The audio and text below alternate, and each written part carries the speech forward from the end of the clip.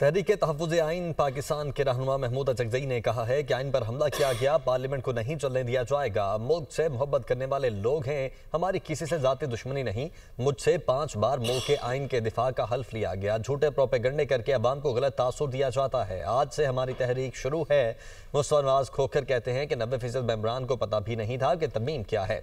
आइनी अदालतों का क़याम अदलिया की आज़ादी के मुनाफी है। हमें इस तरमीम की मुखालिफत करना है।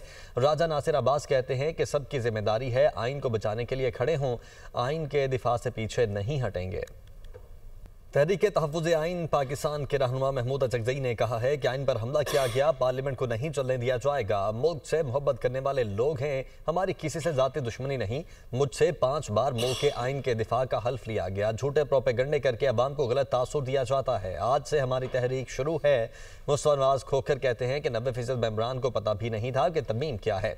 आइनी अदालतों का क़याम अदलिया की आज़ादी के मुनाफी है। हमें इस तरमीम की मुखालिफत करना है। राजा नासिर अब्बास कहते हैं कि सबकी जिम्मेदारी है आइन को बचाने के लिए खड़े हों, आइन के दिफा से पीछे नहीं हटेंगे।